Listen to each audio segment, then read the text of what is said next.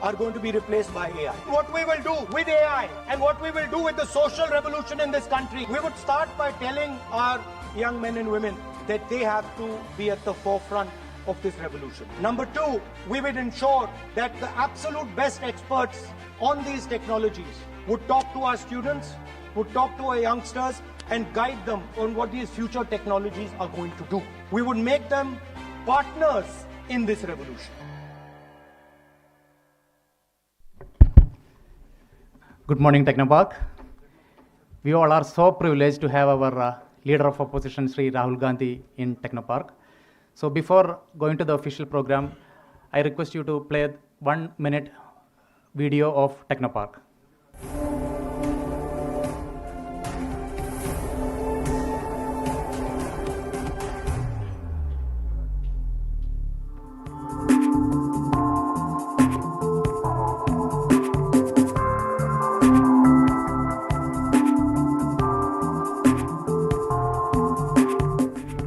It's not about building a career. It's about forging connections and maintaining a balance that fuels both personal and professional growth. The presence of a well-equipped gym, inviting cafeteria, and various recreational games within Technopark significantly contributes to employee well-being. These provides a much-needed break, promoting relaxation, stress relief, and overall productivity among Technopark's workforce. Beyond the code and algorithms, Technopark is also celebrated for its commitment to environmental sustainability. With lush green surroundings and eco-friendly initiatives, it creates a refreshing and invigorating atmosphere, forming a balanced equation for innovation between technology and ecology. Technopark never sleeps. From the first light of the dawn to the gentle glow of the moon, Technopark stands vigilant. Future perfect in every sense. This is Technopark.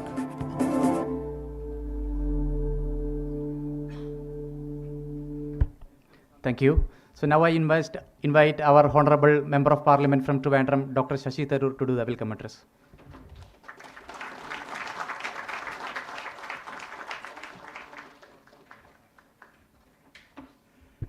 Thank you, Ranjit. Friends, I really am delighted to have the honor of introducing a very special guest to you all today.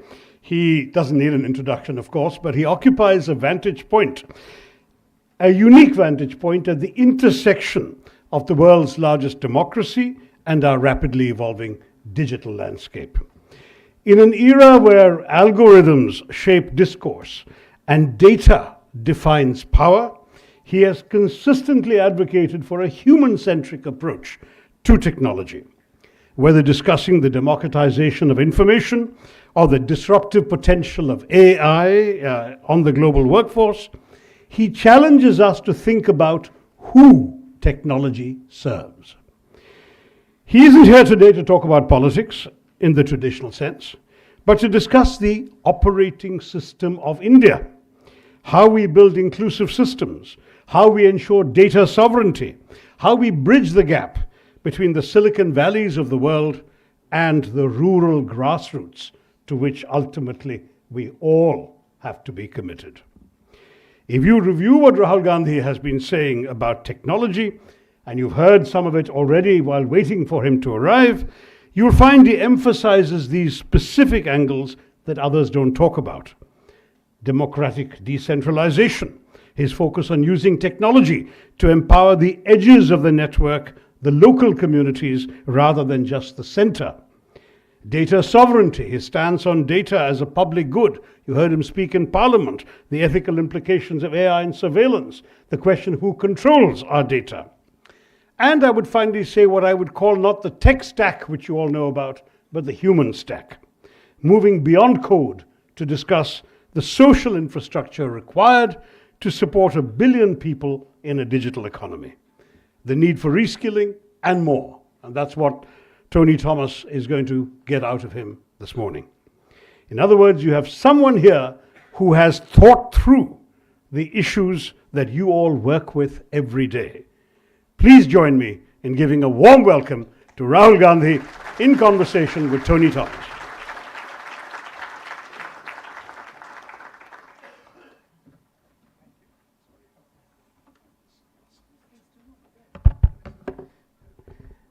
Requesting Rahul ji to join the stage.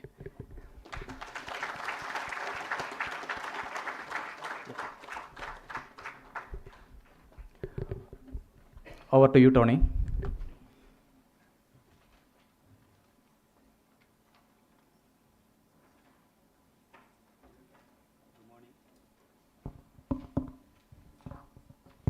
Good morning, everybody.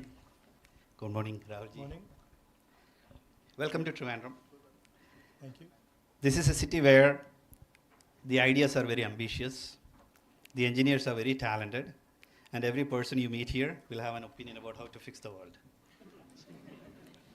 It's a privilege to host Rahul Gandhi, the leader of the opposition in Lok Sabha, for this conversation on Kerala's IT and globally evolving technology stack. We are meeting today at Technopark. It's a symbol of our push into the future. Now, if you think about Technopark, this is one of the earliest technoparks in the country, inspired by the vision of late Rajiv Gandhi when he was pushing for telecom and technology evolution in India.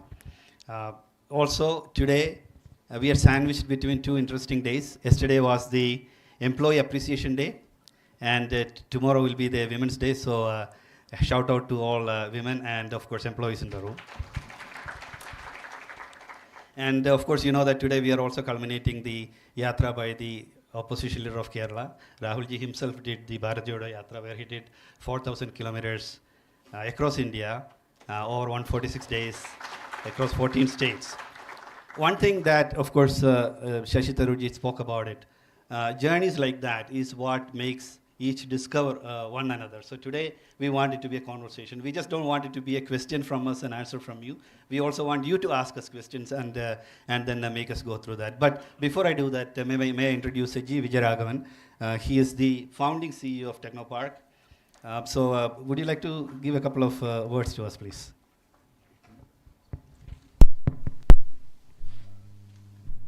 Good afternoon, and you hear me? Good afternoon, and thank you, Tony, for that opportunity. Just to say that I used to work with Keltron long ago, when the cameras were being set up at the Racecourse Road, and that's when I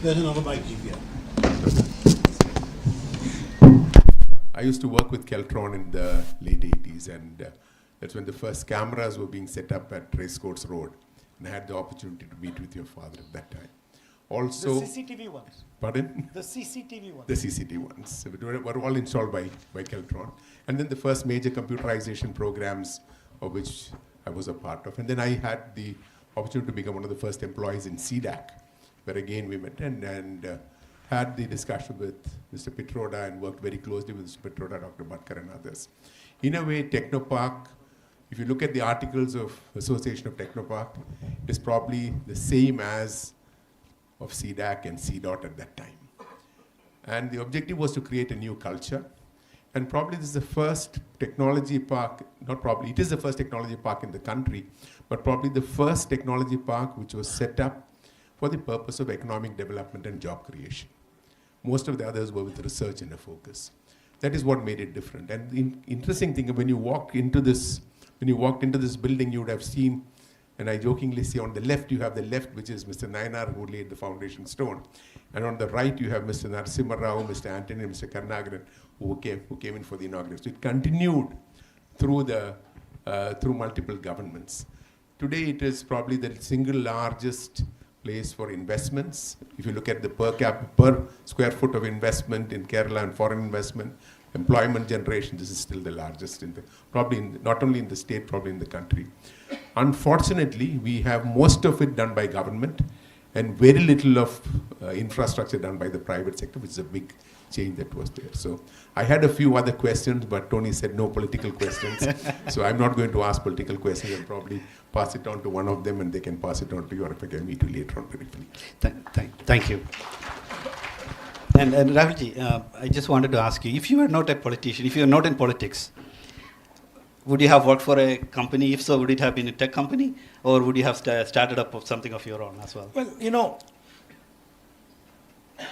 one definition and the one I'm best known by is a politician. I actually do many other things.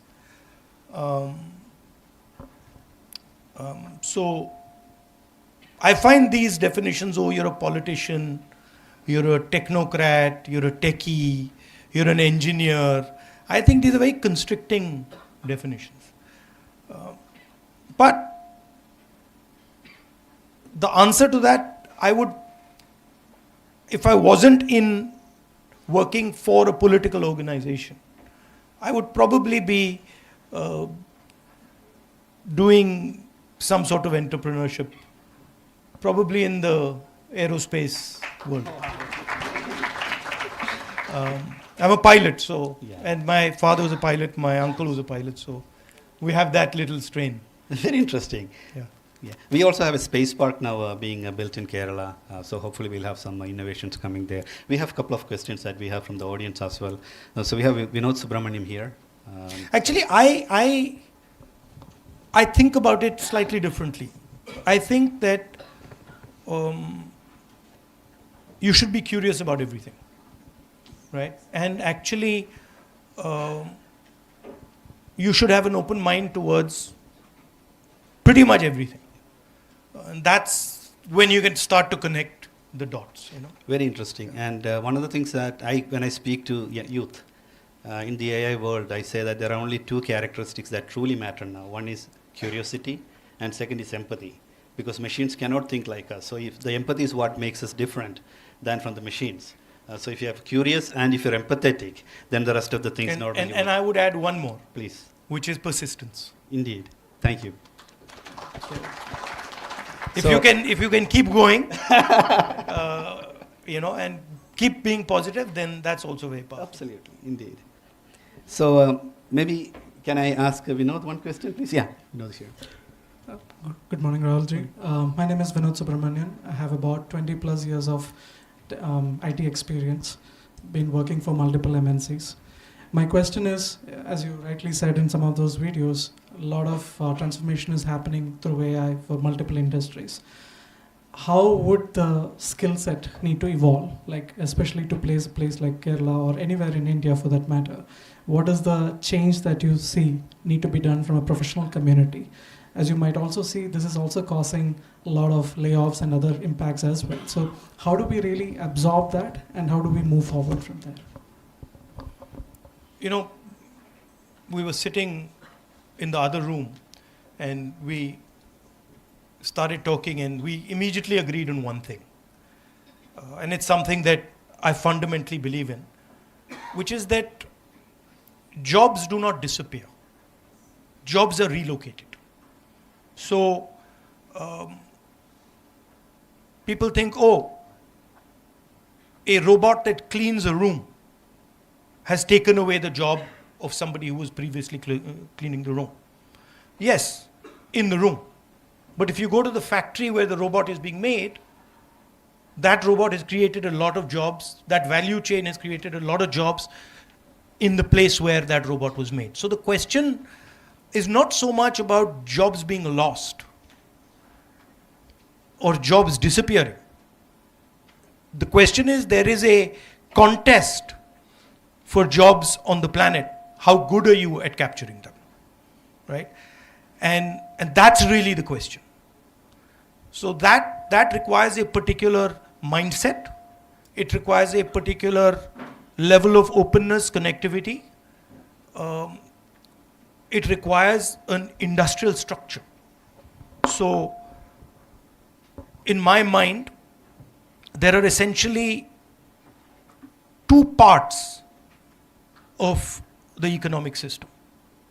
One is a consumption side and the other is a production side. So this came out of the production side. And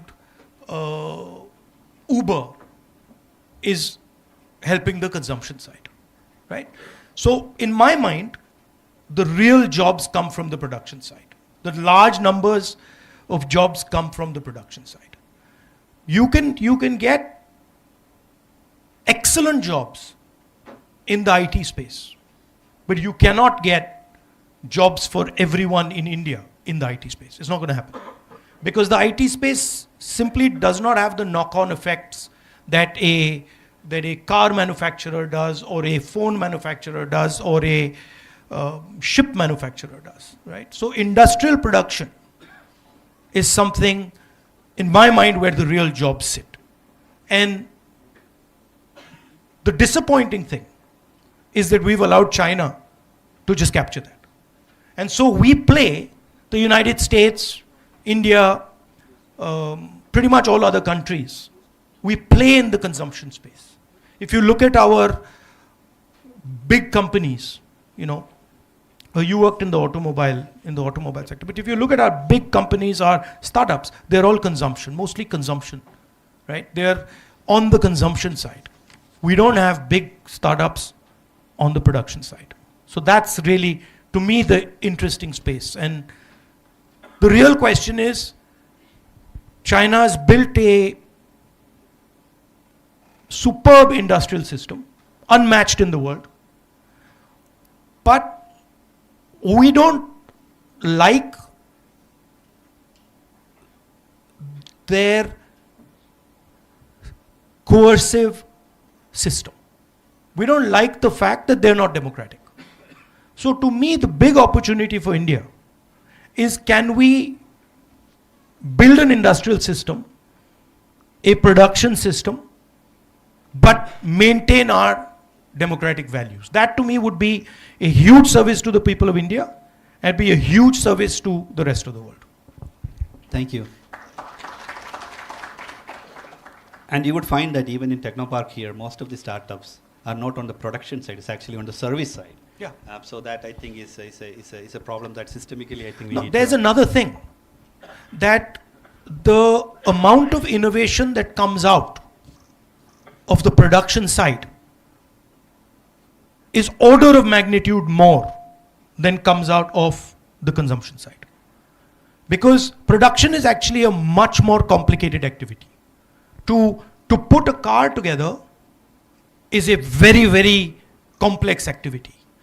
Takes large numbers of people, organization, conflict, all that is inside a factory.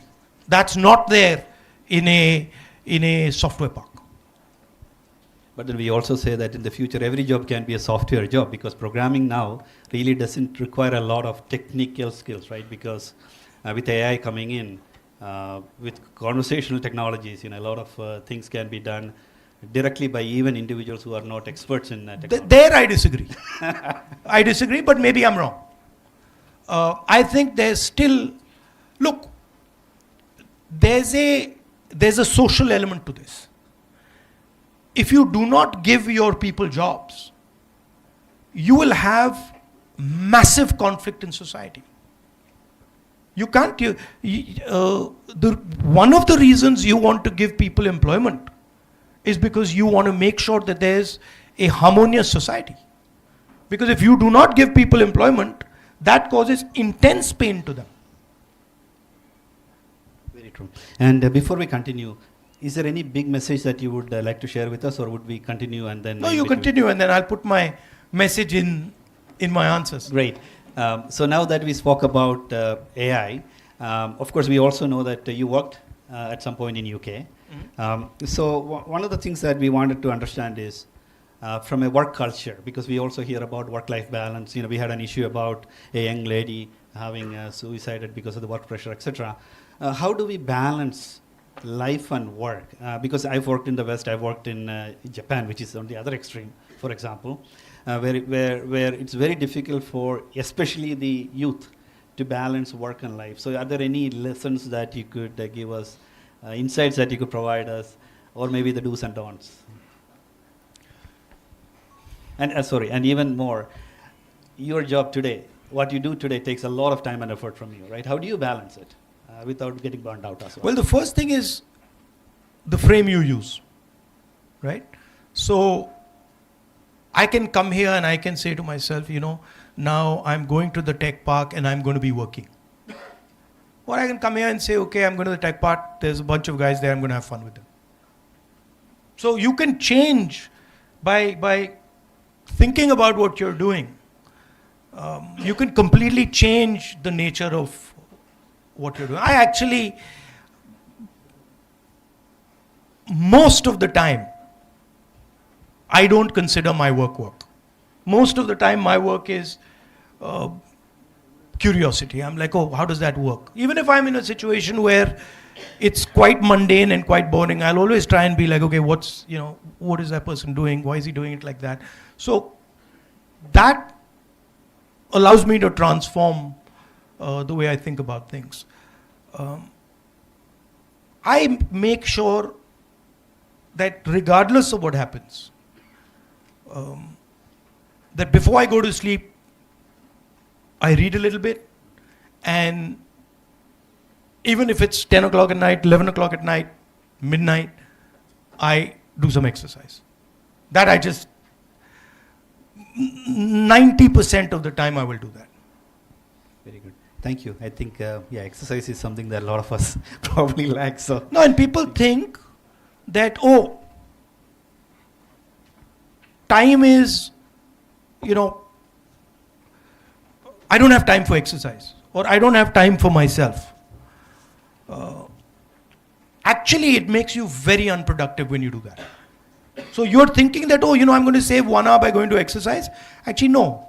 Actually, you're losing a lot of time by not doing exercise, because you're inefficient, you're stressed, you're disturbed, right? And it's a culture. I remember when I was a child, I used to go to my grandmother's room, and every single day of her life, in the morning, I'd see her doing exercise. She had a yellow colored mat, and she would be doing exercise, for 1 hour. So I asked her, I said, Dadi, like every day you start like that? She's like, yeah, my father told me that. My father told me that in your life you should spend 1 hour minimum of physical exercise. I think that's a very good rule. thank you. Do you play any team sport? Yesterday you said that you play FIFA on video. I play. I used to play football. I loved football. I used to play cricket in school and hockey in school, but I loved football. And then I used to box in college. I used to do triathlons, running, swimming, cycling, and then now I do martial arts. I've always done martial arts. Yeah, now Now pickleball and paddle is becoming very, very popular around here. Yeah. So most of the places now you see that a lot of the team members are also playing that. We have a question from Deepa Nair.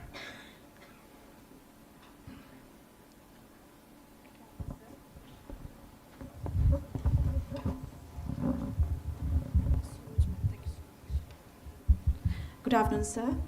I'm Deepa, and working as an HR in IT industry for last 15 years. So it's a follow-up question what Vinod have already asked and aligned thought already mentioned.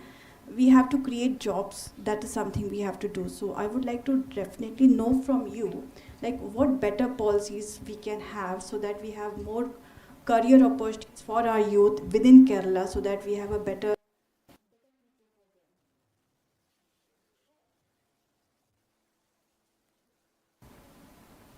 policies have to be made on the back of changes that you're seeing in the world, right? So for example, 100 years ago, people saw that, there's a movement towards the internal combustion engine, right? The internal combustion engine and petrol fundamentally shaped the last 100 years of the planet, right? If you were not part of that system, you were not part of modernity. You could not be, right? And our current superpower was built on that. So if you go into the details of how did America actually become powerful, or how did Britain before that actually become powerful? You find that they became powerful by controlling mobility. Right? The British controlled the steam engine and coal. They built a navy. They controlled the trade routes. And the Americans did the same with petrol. And now the single biggest change that is taking place is that idea is being challenged. The way we move is fundamentally being questioned and changed. So the technical people here would understand what I'm saying. An internal combustion engine essentially is up and down movement of the piston.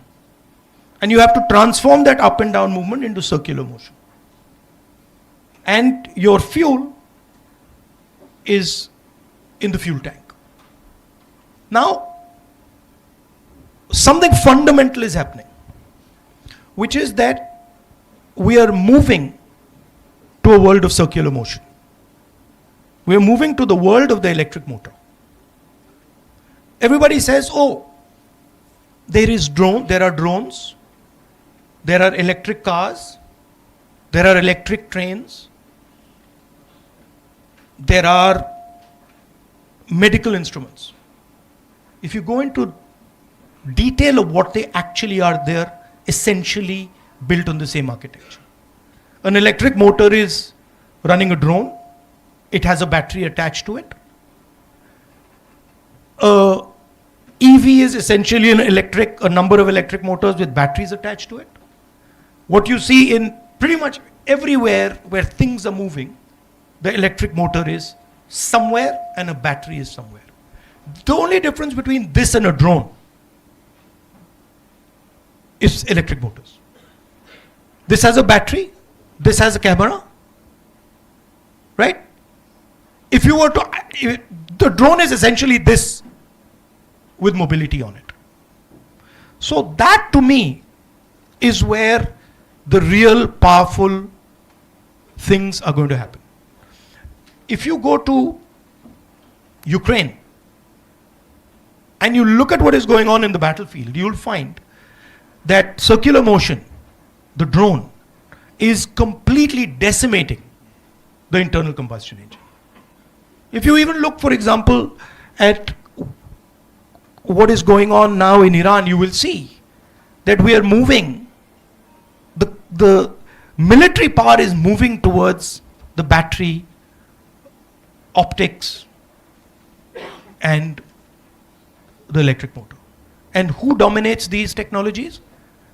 Not India, not America, not Europe, China.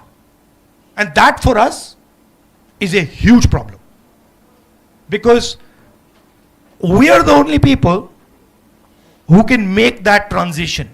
We are the only people who have the scale to make that transition. I think that the United States and Europe, as far as circular mobility is concerned, cannot compete with the United States, with China anymore. But I think that given the right policies, given the right vision, India can compete with the Chinese on electric mobility, circular motion. There are three technologies that are at the core of this, right? There is the camera, there is the electric motor, there is the battery, and then there is the software that brings them together. To me, this is the space where India has to focus and compete. Very interesting. Thank you. And like you said, I work. And if you do that, you will create order of magnitude more jobs than you can create in software.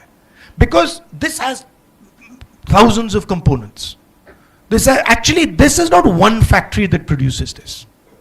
This is thousands and thousands of factories, connected factories that are producing this. So I want India to be there. I want India to be sitting. I want the Chinese to look and say, who the hell are these guys? Where have they come from? That's what I want, right? Right now, they're getting a free run. Yeah. And that's what China did to the West. So, but again, the question that I have is a follow-on question on this. Is this a mindset issue that we have, or is it policies, or is it mix of both, or different things? How do you see that? Look at our big businesses. How many of them are in the production business? No, answer? Very few. Very few. So the businesses that produce, and they're there, they're exceptional, right? Bajaj produces, right? The guys who are doing the two-wheelers, exceptional. They are actually competing globally, and they can challenge anybody globally. But do we encourage them? Do we push them? Do we help them? Do we support them? Not much. Our entire system is captured essentially by 3 or 4 businesses.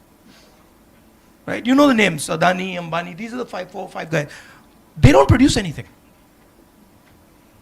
And actually what happens is, they help sell products that damage our local producers. So you have to have an attitude of production.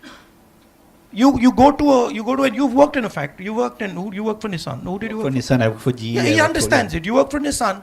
You walk into Nissan and you see a production culture, right? You walk into a Bajaj or even an Enfield. You see that culture, and that's really where the large numbers of jobs are to be created. Thank you. And again, one more question. There's also a very strong political aspect to this. You take our GST, right? Our GST is designed to harm producers. Our GST basically kills producing states and helps consumer states. So there are fundamental things. You design a GST that kills off all your small and medium industry. Then afterwards you're saying, okay, but why are we not having any jobs? Right? So there are political actions that you take, things that you value, things that you protect, that allow this to happen. Thank you. Very, very helpful. Very interesting as well. Can we switch? I'll give you an example that really struck me just a couple of weeks back. I went to Germany, and I'm very interested in drones. So I told them, listen, I want to see, your cutting edge drone manufacturers. And so they were like, yeah. And so we went to see a cutting edge drone manufacturer. Did a fantastic presentation. They're operating in Ukraine. And then after their presentation, I said to them, can I ask you a question? I'm very impressed by what you're doing. And they're like, yes. I said, what percentage of your motors and what percentage of your batteries come from China? Pin drop silence. Right? Now, I was thinking, well, why not India? Why can't the answer to that question be India? Right? And you can see it. You can see, for example, I went to BMW. BMW is essentially drowning because they cannot take on they cannot even conceptually understand the transition that is taking place to circular motion. And I really don't expect them to be able to challenge the Chinese. But I'm very confident that aligned properly, an Indian company can take on the Chinese. I have no doubt about it. But for that, we got to start, we got to start killing some lies that we tell ourselves. If we don't stop lying to ourselves, it's not going to happen. People don't like that. People don't like it, but it's the truth. Thank you. That was very, very helpful, and I fully like the simplicity that you talked about, right? Which is battery power, a computer, a camera, and then the circular motion. How you My father I remember I was a kid. So you have to understand where I'm coming from. I was 12, not even, I was 12 years old. And one day my father said, listen, Rahul, there's a presentation you have to come to. I didn't even know what a presentation was. I was like, what is a presentation? And I sat, I was bored out of my brains. And I sat for 3 hours watching a presentation on this is 1983. On watching how the computer can transform India. And I was like, get me out of the room, because I just didn't understand what was going on. Right? Sometime later, my father would keep forcing me to use a computer. Those days, I don't know how many of you use those computers. They're practically, unless you were they were like that, and there was no graphic interface. It was MS-DOS, unusable for a person who doesn't fundamentally understand them. And then one day I went to his office and I just said, Papa, what is this? And I still remember he took a piece of paper and he drew a 2x2. I didn't know what a 2x2 was, 2x2 matrix. I didn't know what that was. And the 2x2 was high capital, low capital, high skill, low skill. And then he said, you see this box? And I was like, yes. He says, we're going to dominate this box. He says, these are his words. He says, nothing can stop India from dominating this box. Maybe this other boxes we are not going to dominate, but this box we're going to dominate. I'll tell you another story. Sam Pitroda will tell you this. The head of General Electric came to India.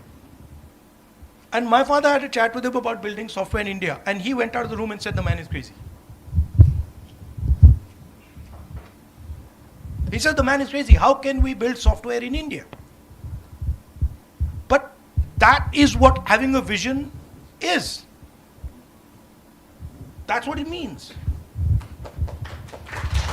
If everybody is saying, yeah, you're making perfect sense, it's all right. No, there's no vision there. A vision by definition has to look crazy because other people can't see it. And so that's when you're asking me, what do I expect Indian people to do? I expect them to push back when they're told stuff that is not true, is not real. Right? I expect them to say, no, this is my idea. It looks crazy to like all these other people, but I'm doing it. And then you'll find, suddenly all those people are saying, that's a great idea. Mr. Vajpayee gave a speech in Parliament saying, Rajiv Gandhi is going to destroy the Indian economy. Computer will take away all our jobs. He then gave a speech 15 years later on how great the computer was.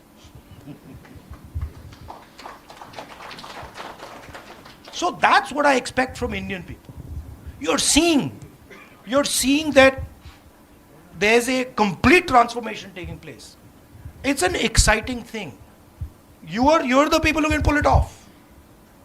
But you got to be able to see what actually is happening. Very interesting. By the way, I worked for GE as well, General Electric as well. I was a CIO there. And so I know the story about Jack Welch coming in and setting it up in Bangalore. And a large portion of the IPs that GE has today comes from Bangalore. Right. So, of course, fully agree with that. We have to value what we have. I keep saying it, we are sitting on the most valuable resource on the planet. If you came 100 years ago to India, right, we didn't have this resource. The connectivity was not there for this resource. Everybody used to say, population is the problem. Well, that's quite interesting because our population is what has given us data, right? This conversation is data. Who owns this conversation? Who owns this conversation? The cloud. No. This conversation cannot be transmitted without YouTube. So YouTube owns this conversation. So we have to be able to see that. Who owns our data?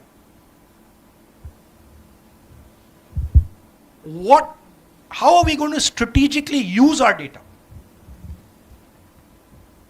That's really the question. You're engineers, you're technical people. Can you run a petrol engine without petrol? Is it possible? No, answer? No. Can you run AI without data? Is it possible? So, we keep talking about AI, but we have the data. Can anyone build AI without large-scale data? Not possible. Who has the biggest, largest data pile in the world? And I'm not just talking conversations, Uber drives. I'm talking genetic information. I'm talking medical information. Do you realize the value of the data of our medical information, of our genetic information? Entire medicine of the future is going to be built on it. So those are the hard questions. We have an AI summit. We don't have a data summit. Nobody is saying, listen, it's literally like Saudi Arabia turning around and having a summit on the petrol engine. It's like that. And then nobody in Saudi Arabia is saying, listen guys, we got the biggest oil reserves in the world. Please understand what has happened. The US deal that has been signed by the Indian government is essentially handing over our data to the United States. Nobody said, except me, nobody said a word. It's mind-blowing. You imagine if you went to, Russia, and Russia handed over their entire oil supply to the United States, what would happen? People were shouting and screaming. Not a peep in India. It's quite surprising to me. I like the focus on data, being a CIO. Of course. Thank you. I think Srikumar is here, the GTech. Yeah. You agree with me? Yeah.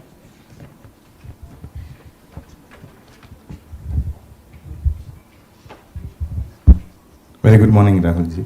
Welcome to Thiruvananthapuram. I just wanted to touch upon the topic of data right now with AI, with innovations, with technology, the buzzwords now.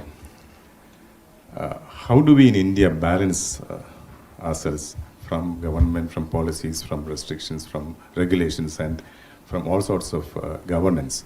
How do we regulate and how do we balance between the innovations that are happening in technology to the data protection and citizens' digital rights? Now, that's an area where data pilferage, data is going to be very important. Data is the most powerful resource in the world. So, how do we balance between the innovations that are happening? That is the. You said, I'm a politician. That's one of the central questions that the politics of India should be discussing. That this is our biggest resource. How are we going to utilize it? What is its nature? Who has access to it? At what cost do they have access to it? These are the questions actually the political system should be discussing. Not whether, what we should eat and what we should drink and whether cow urine is good for you. Yeah. Right. So it is actually it's a democratic exercise. It's a listening exercise. Because really nobody has the answer. If I tell you, listen, this is how you should use the data, that's nonsense. But it is a conversation. It's a conversation with our businesses, with our people, with the multinationals of the world, with the Americans. It's a conversation, right? And it is the most powerful conversation India can have. I mean, if in that deal,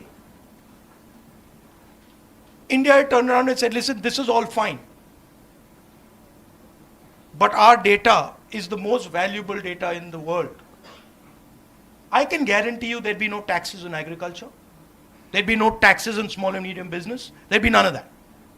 You have to, when you're negotiating, and you all are negotiators, you got to know what you got. If suddenly Saudi Arabia goes and negotiates and has forgotten that it has oil, what the hell are they doing? Right? So you first, before you go into a negotiation, you got to say, okay, what do we have? I can tell you straight away, we have brilliant people, more than anybody else. We have huge diversity, so we can understand many different things from many different angles. We have the largest pile of data on this planet. We have the best engineering talent. We have the best medical talent. Kerala produces the best nurses. Now come and negotiate with me. Don't come and negotiate with me without having a clear understanding of what I got on my side. That's how it should be done.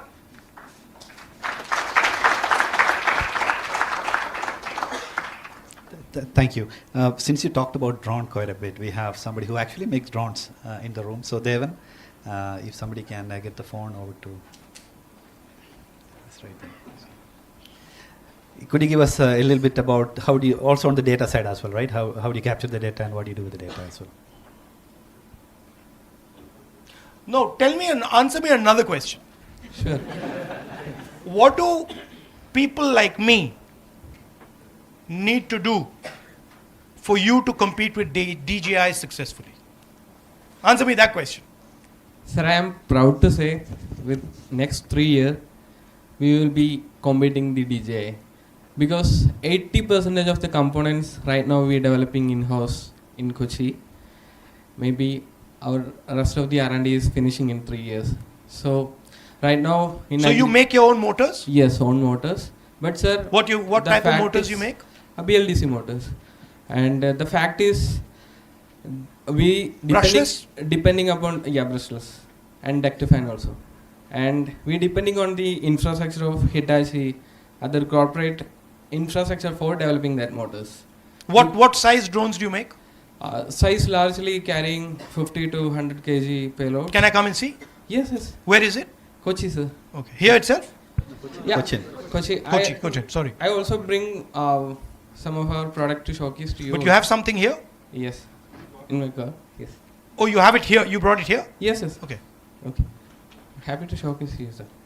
Okay. No, sorry, you were asking. No. We just want to... No, please. It's your floor. But no, we also want to see, because you're working on the agriculture... But I'm going to call you on that.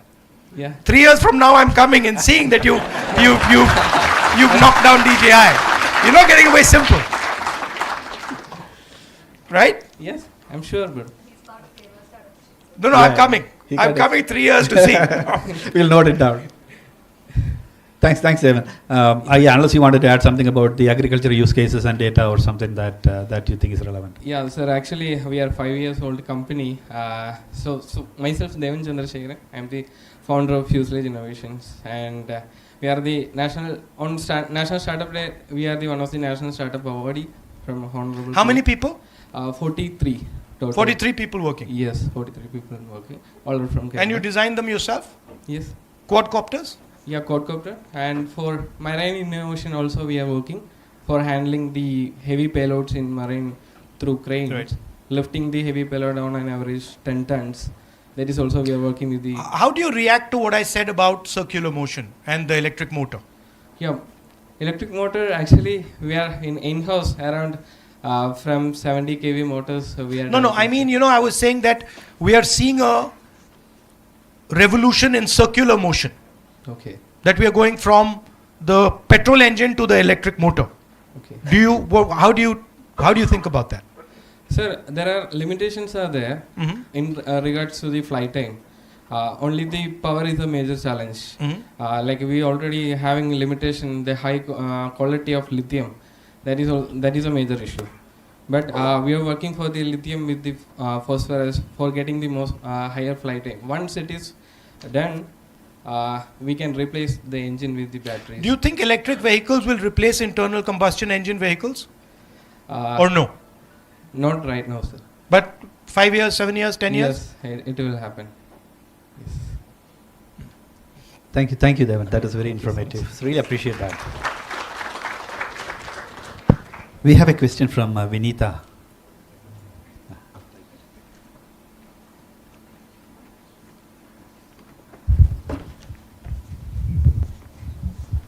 Hello, Rahulji. Wonderful to see you here in Trivandrum. I'm Vinita, part of startup ecosystem in Keralam. My question is that we did speak a lot about some of the best talents available in Kerala and in India, but a lot of STEM drain does really happen. It is a fact.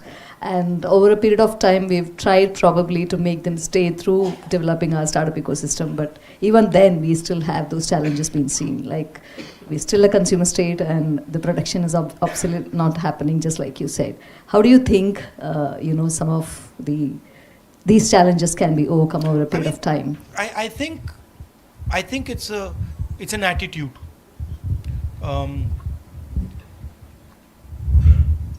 And the government has to provide an ecosystem, an architecture for you to produce.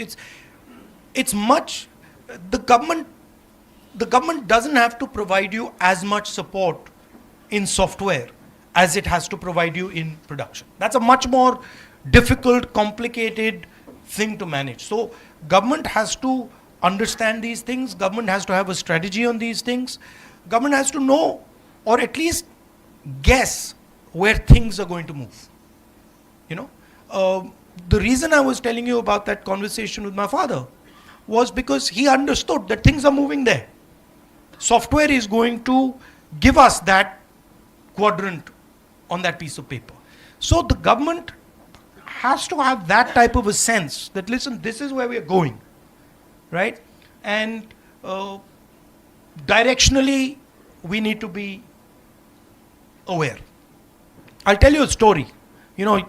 My friend here, who makes drones, I'll tell you a story that just will explain to you how government behaves when it comes to these things.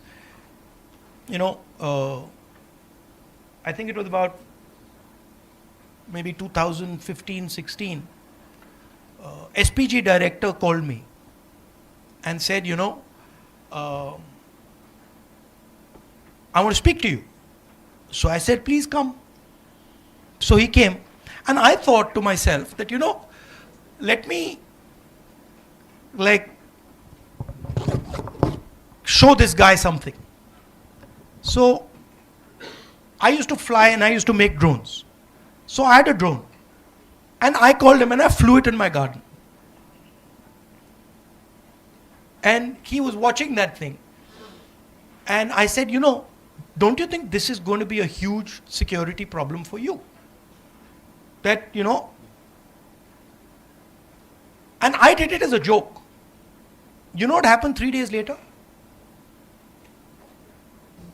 Not 3 days, a few days later, drones were banned across the country. No, please understand the power. That one guy who just happens to be security can explode the entire industry in a second. Right? So that type of stuff, you simply cannot, if you're operating like that some one bureaucrat can suddenly turn around and just blow entire industries to pieces, then you can never do that. So people have to understand that, boss, this is not just a security issue. This is a billions of dollar industry. And fine, it's a security problem, but we got to deal with the security problem. We don't kill the goose. Right?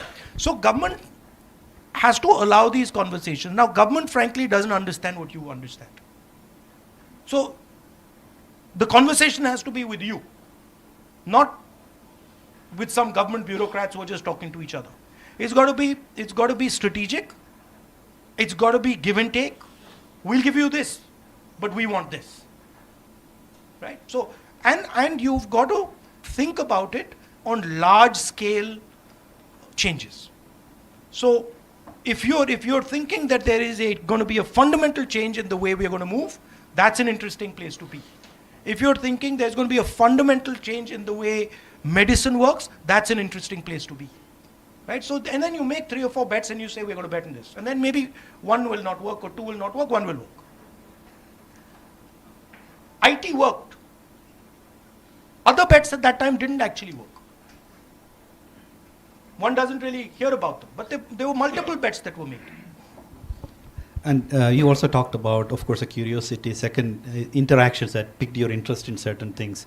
One of the things that we find also is the education, right? Because right from the very early education, it's more about memorizing things rather than learning, understanding, and discovering. And later, as you come into higher education, also we see the same kind of issues here. So do you really see that it's not just about the policies of the government, it's not just about the individual, but it's also about how we are trained, because we are inherently being constrained from that curiosity? Look, that's one side of it. So I've studied in the United States, I've studied in England, I've worked in Europe, in England, and I work in India, I've studied in India. There are huge advantages to our system. Huge advantages to our system. But we don't actually play on those advantages. So there are huge advantages to our system, there are huge advantages to our way of thinking. But we don't actually develop them. Right? The Indian mind can manage complexity like no other mind. There's no American mind that can manage the level of complexity that an Indian mind can manage. You know, literally, without any question. Right? The number of equations that an Indian mind can juggle is beyond. You know, I mean, you could, for example, walk into this room and say, listen, can you, rank all these people? And they'll give you an answer. Literally, they'll give you an answer, right? So there is huge strength to our system. Our system is much better at managing the internal space. Much better, right? The Western world literally collapses because they cannot manage internal space. They're very good at organizing outside, right? They can organize everything nicely. Inside, they can't organize. We might not be so good at organizing outside. We can organize inside beautifully. Look at our greatest leaders. I went to see Narayana Guruji's ashram today, right? What was he doing? He was organizing the inside. He was teaching you how to organize your own internal structure. Look at anybody who's successful in India. Look at Mahatma Gandhi. You read Mahatma Gandhi. He's literally telling you this is how you should organize yourself. Right? So we have a lot to give to other people. I like to say it. If China likes to say they have never been colonized. They love saying that. Well, we colonized them. Buddhism colonized the Chinese. It went from here. So their entire philosophical structure comes from Bihar. Right? So I am not one who says, look, that system is better. There are things over there that are good, and we should take them. But there are things over here that are excellent, and we should use them, and we should also give them. Indeed, if you drive on the Indian roads, you can do pretty much anything nowadays. Managing chaos. Indeed, absolutely. It's actually leading through uncertainties is what, as leaders, we always teach our employees, right? Because on a normal day, you don't need to lead, you don't need to manage. But crisis is when you really need to step up. We are inherently good at that. No, and the other thing is that in India, this is something strange. But in India, the guys who are actually really, really good, they're almost hidden. You don't see them. They're somewhere hidden, back in the back. And those are the guys that are running the backbone. Right? And then there's a fancy guy over there, and you're like, yeah. But then you're like, okay, so who actually? I went to I shouldn't say actually. But sometime back, I went to a factory, right? And chatting to the guy in charge, excellent. And then he says to me, yeah, but this is the guy who runs the thing, right? And then the depth of understanding he had was, I mean, A class, but not given maybe the respect that he should have, not given the remuneration that he should have. Thank you. We have a question from Reshma Aziz. So.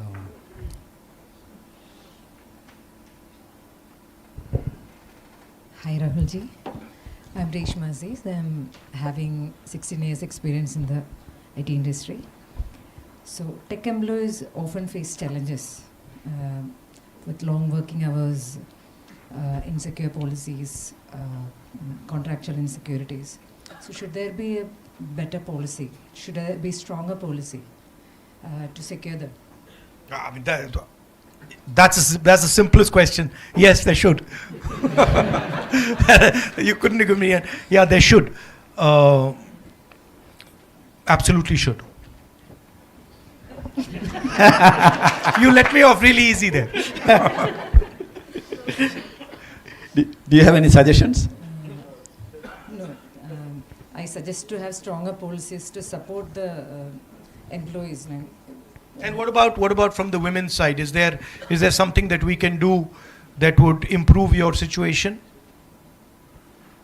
What is the thing that disturbs you most? Is it the working hours?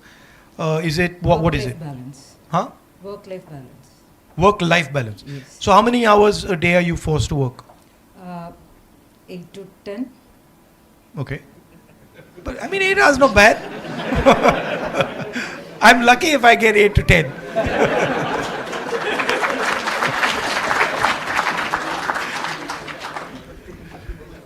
So there are a lot of employees working for long hours. Yeah.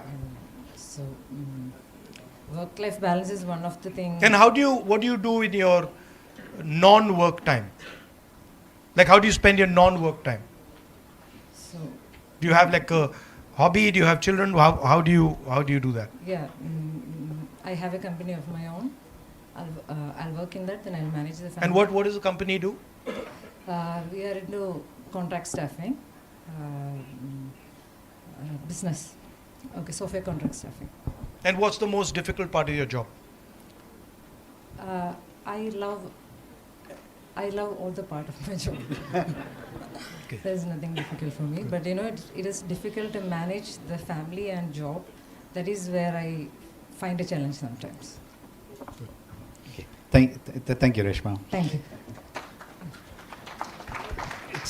It's actually quite interesting, and I think you already answered that earlier, right? If you enjoy your job, then a lot of the times, it really doesn't look like something that is stressing you out, right? But it's about how you manage your time, prioritization, and small tricks like that. So we've seen some of that as well. So. No, but the challenge actually is liking something you don't like. Like getting to like something that you don't like. That's where it gets interesting. Yeah. That you say, okay, I don't enjoy this, and then you start to look at it carefully, and you change the perspective, and you say, actually, I quite like it. And one other thing that we found is that when you're not learning new things, that interest kind of starts waning. So we always try to figure out new ways, like changing jobs, cross-learning, new trainings and things like that. So you kind of keep the interest at a level so that then that stress really doesn't affect. Because if you do something that you, like you said, don't like, even for a short period of time, that kind of stresses you out way more than doing something that you enjoy for longer hours. Yeah. I also find that if you do many unrelated things, you get a lot of cross-fertilization going on between things that you do. So for example, if you study history and you do software design and you're interested in hiking, and you're interested in multiple things, you suddenly find that actually that thing from this space is helping me in this space. Elasticity, right? So I like to keep it as wide as possible. Even, for example, if I read, people ask me, oh, what book are you reading? I don't do it like that. I'll get interested in an area and I'll be like, okay, that's, an interesting area. And now let me read in that area. So, or even sort of, I find martial arts gives me huge information on how to deal with things, right? Principles over there, for example, of balance, of force, they're applicable everywhere. So I like to have many things that I'm doing, and whenever I talk to my nephew and niece, I always tell them, listen, the more things you're doing, the better. Indeed. Don't get into, don't just, be good at it. So don't just do it and not be good at it. But if you can do, 5-6 things and be reasonably good at them, then they all start to add up. Indeed.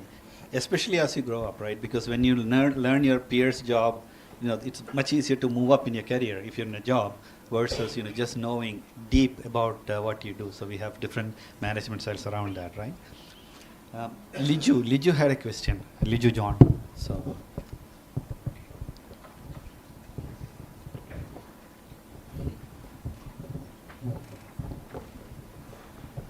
Hi Rahulji. Hello. Good afternoon. My name is Liju.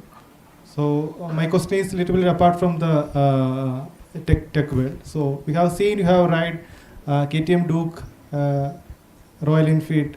So my question is it really your personal passion, or you got some spirit from your Bharat Jodo Yatra?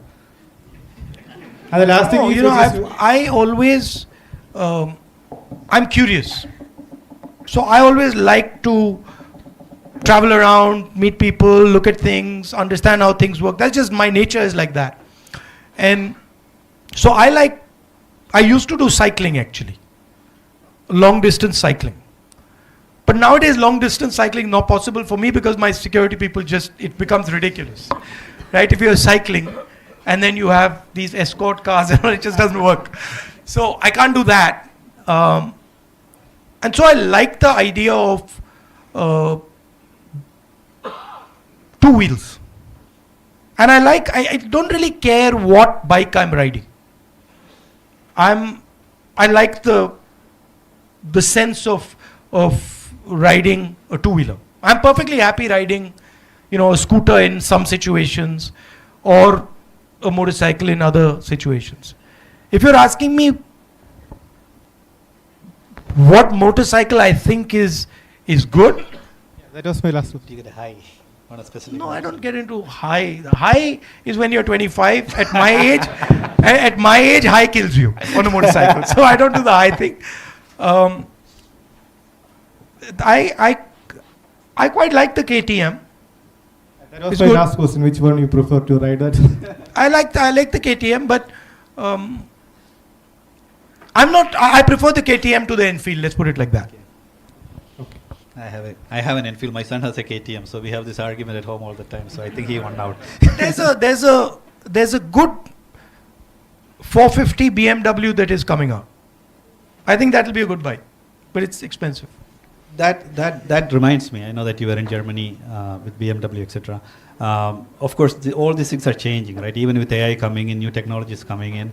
Have you ever ridden an autonomous car? Have you been in a car without a driver? No, but I have a remote control car. I have it in my house and I use it to drive my dogs crazy. I make my dogs exercise with it, but it's a little thing. I've been doing remote control stuff since I was a little child. So my father and me built our first little remote control plane together. So I'm deeply into that side of the world. How many dogs you have? I think PD is one of them, right? No, he died. Oh yeah. Yeah, he died. Poor guy. I have 4. Wow. They're brothers. Wow, wow. Yeah, we have one. We have a lab, Sancho, and Yeah. he runs the house. We just living in the house. I think. Yeah, it's true. my guys are they're quite naughty. Yeah. Yeah. Something to look forward to, right? Going back home. Yeah. So No, I think I one of my favorite lines of Mahatma Gandhi, and I really resonate with that, is that something to the effect of, a people or a country that does not respect animals and respect all forms of life has a long way to go. So I don't restrict kindness to human beings. I think one should be kind and gentle to all beings. So that in fact, as I become more experienced in politics, I think in life also, you have to start making some basic rules for yourself. When you're young, the rules can be 5, 7, 10 rules, and then slowly you find that, okay, now I'm centering down to 1 or 2 rules. And so I find that in my life and in my politics, the 2 rules that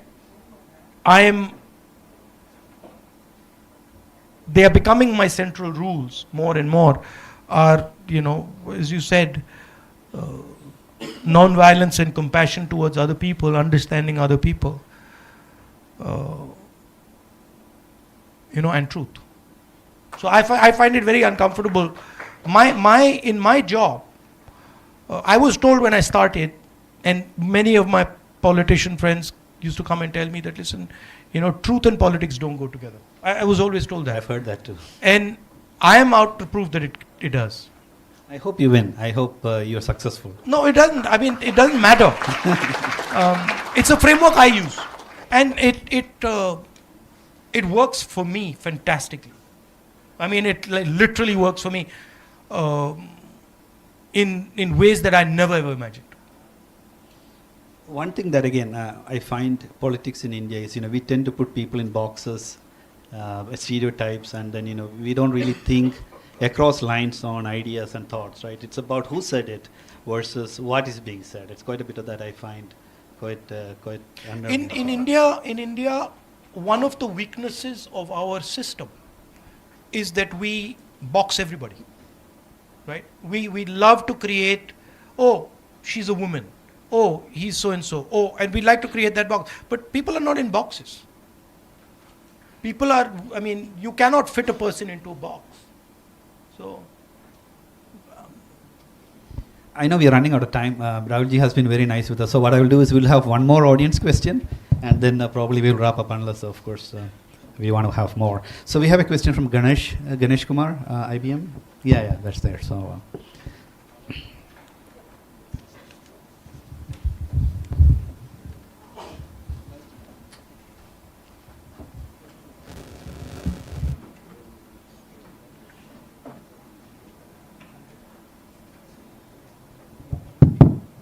Good afternoon, Rahulji. I am very thankful. Good afternoon. Because Rajivji bought telecom and computer revolution in India. I got benefited. And after that, Manmohanji bought economic revolution. I got benefited that. So if you have given an option to choose a technology or a mission, like digital payment or something like that, what would you choose for? What did you choose? Broadly, I answered the question. I would be thinking about new mobility. And new mobility not just restricted to cars or drones. New mobility across the board. And I would think about setting up India as a dominant force in that new mobility. So new mobility would include drones, it would include railways, it would include EVs. It would include Hyperloops. It would include anything that moves in the way we are going to move in the 21st century. That's what I would think about. Of course, embedded in that is software, right? Because that requires software for that. For a drone to work, you need software. For an EV to work, you need software. So that is a part of the ecosystem. But that's what I would think. At GE, we had electric locomotives, and at Nissan, of course, cars. We used to say these are computers on four wheels, more or less, right? With the battery powering it. Yes. When you really think about it. No, if you take batteries, optics, and motors, it's everything, right? I mean, as I said before, this is just a drone without motors, right? And so to me, that's a really interesting place. But I would add a component to it, which is that do it harmoniously. Do it with conversation, negotiation, partnership, mutual respect. Don't do it angrily, violently. So I would say that the culture of how you do it is also important. Very important, and not just what we do, how we do. Rahulji, we're going to wrap up, but if you have any broader messages for us to take home with us, it will be really... He's got a question. We can end with that.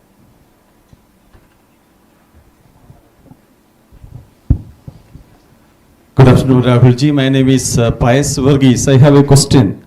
We have got independence in the year 1947.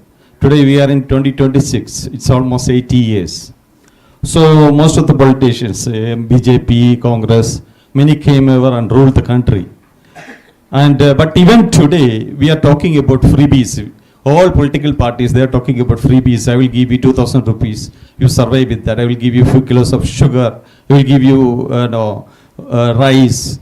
When India become a developed country, this is not economic development. Even after 80 years, if you are talking about giving freebies to the people in India, it means we made them poor. It's not economic development. So when India will become an economically developed country? What about freebies to Mr. Adani? No. You want to discuss? Let's discuss, right? What about freebies to Mr. Adani? What about freebies to Mr. Ambani? What about all the huge amount of land that is given to them? Why don't we discuss that? If we are ready to stop those freebies, we'll stop these freebies. So please realize that the freebies that you're talking about are a reaction, right? People are saying, listen, 16 lakh crore rupees have been forgiven for Mr. Ambani and Adani, right? Now, it's interesting that you raise it. You see the freebie when a poor person is requesting it. And that poor person needs the freebie. But you don't see the freebie. You don't see the freebie when Mr. Adani gets it. Like your question wasn't, when are we going to stop the freebies to Mr. Adani and Mr. Ambani?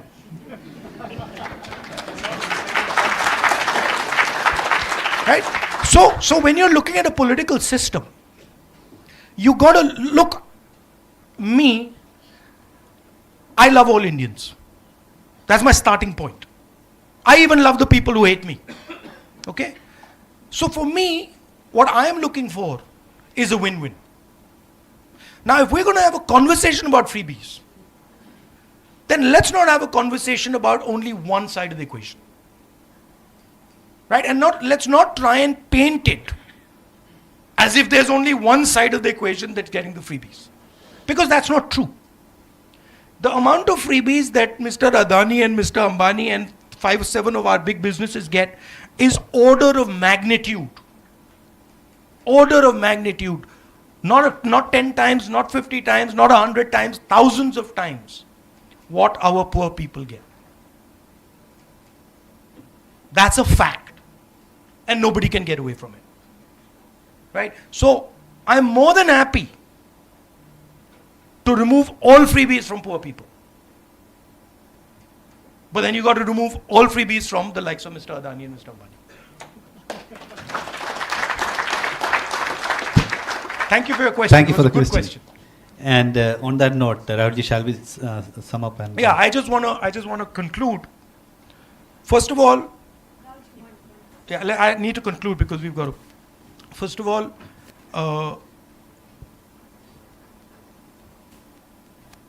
I come to Kerala, and I now have a bond with Kerala. It is not a. Kerala loves you too. No, I'm serious. See, you don't understand the depth of it. I'll tell you why. And I feel this, right? Because when I was under vicious attack, the most vicious, unfair attack, Kerala embraced me. That I'm not going to forget. I cannot forget ever. Many people embraced me, but Kerala embraced me. Right? So, that's the first thing. The second thing is that I've learnt a lot from you. I've learnt about respecting people, about respecting other cultures, about being affectionate to people, about even how you do your politics, how you run your hospitals, how you do even your political meetings. I've learned a lot from you. So I have a debt of gratitude towards you. I'm a debtor to the people of Kerala. Okay? And so for me,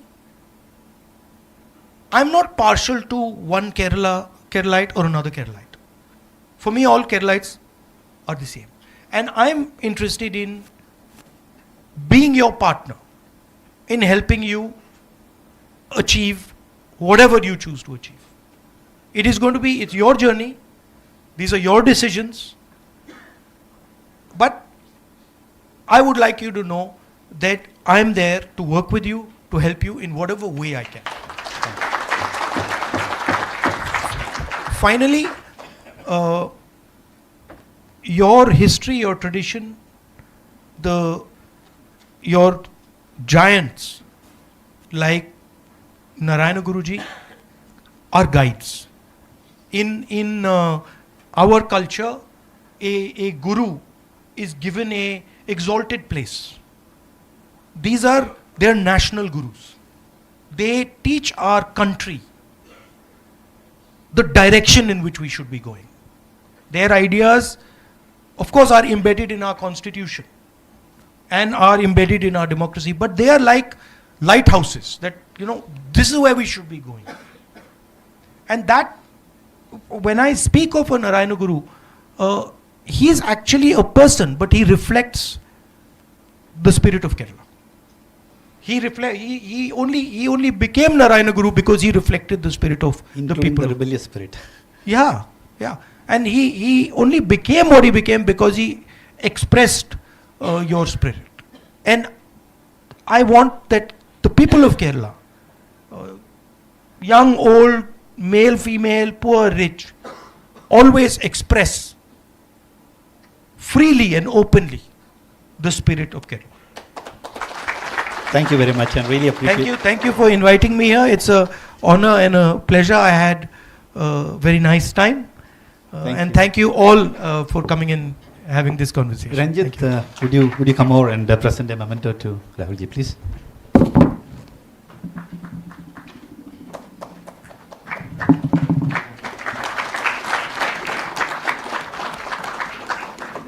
Thank you very much. I see your dog here. Yes.